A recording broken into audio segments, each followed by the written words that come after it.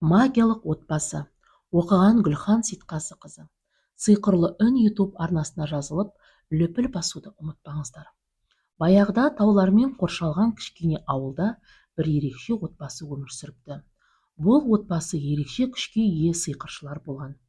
Бірақ олар сиқырды өз игіліктері үшін емес, тек бір-біріне және ауылдастарына көмек көрсету үшін қолданатын.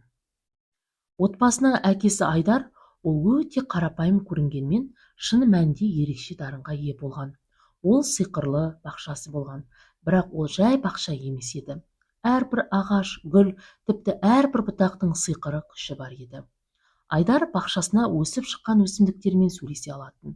Олар оған желдің бағыты мен ауа райын, тіпті ауылға қауіп төнетін кезде хабарлап тұратын. Ол кез келген ауруды немесе ауыртпалықты жеңу үшін өсімдіктер мен гүлдерден емдік шөптер дайындайтын. Ал отбасының анасы Әсел сиқырлы шеберліктермен мейірімді жүрегімен ерекшеленетін. Ол адамдарды емдей алатын және оның қолынан шыққан барлық дәрі шипалы болатын. Әселдің шеберлігі тек денсаулықпен ғана емес, адамдардың жанын да емдейтін. Айналадағы адамдардың қиындықтарына жауап табуға тырысып, әрдайым отбасының үйлесімділігі мен бақыт үшін еңбек ететін. Отбасындағы балаларды ерекше дарынға ие болған. Ержан отбасының үлкен ұлы. Ол уақытты тоқтата алатын, оны әртүрлі сәттерге өзгертіп, адамдарға тыныштық сыйлайтын еді. Ол әрқашан уақытты дұрыс пайдалануға тырысатын және барлығының уақытының бағасын білуіне көмектесетін. Ержанның осы қабілеті әсіресе ата-анасына өте пайдалы еді. Ол уақытты тоқтатып, олар өз істеріне тыныштықпен шоғырлана алатын. Ал Ләйла отбасының кішкентай қызы. Оның сиқыры кез келген затты немесе жағдайды өзгертуге болатын. Ләйла өз қабілетін тек жақсылыққа, адамдарға көмек көрсету үшін пайдаланатын.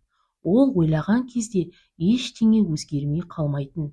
Үйдегі жиһаздар, айналадағы табиғат, адамдардың көңіл-күйлері мен ойлары бәрі өзгеріп кететін.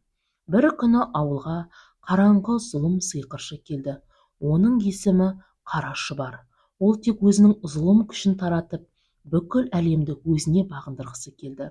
Ол айналадағы барлық сиқыршылардың күшін әлсіретіп, адамдардың жүректерін қараңғылықпен толтырып, өзіне бағынышты етуді мақсат етіп қойды. Бұл сиқыршының күшіне ешкім қарсы тұра алмайтын еді. Өйткені ол өзінің қара күштерімен бүкіл әлемді билеу мақсатында көп жылдар бойы сиқырлар жасаған болатын. Бірақ Айдар мен Әсел, Ержан мен Ләйла сиқыршының қара күшінен қорықпай, өз күштерін біріктіруге шешім қабылдайды. Олар Қара Шұбарға қарсы тұру үшін өздерінің сиқырлы күштерін бір мақсатқа жұмылдыруы керек еді. Ержан уақытты тоқтатып, барлық адамдарға ойлануға және бір-біріне көмек көрсетуге мүмкіндік берді. Ал Ләйла болса, Қара Шұбардың барлық зұлым күшін өзгертіп, оны жақсы жаққа бұру үшін барлық өз сиқырын қолданды. Ал Айдар мен Әсел өз күштерін біріктіріп, сиқырлы бақшасындағы емдік шөптер мен дәрілерді пайдаланып, ауру мен қасіреттен қорыққан адамдарға көмек көрсетті. Қара Шұбардың зұлым күштерін жеңіп, олар өздерінің шын мақсаттарын түсініп, әлемге тыныштық пен бақыт әкелу үшін бірігіп жұмыс істеді. Көп ұзамай Қара Шұбар өз күшінен айырылып, әділдік жеңді. Отбасы жеңіске жеткеннен кейін де олар сиқырды тек жақсылық жасау үшін пайдаланып, барлығының үйлесімді өмір сүруіне көмектесті. Ауыл адамдары отбасының бірлігін құрметтеп, оларға алғыс айтып, өздерінің кішкентай сиқырларын жасап, адамдарға қуаныш пен бақыт сыйлай бастады.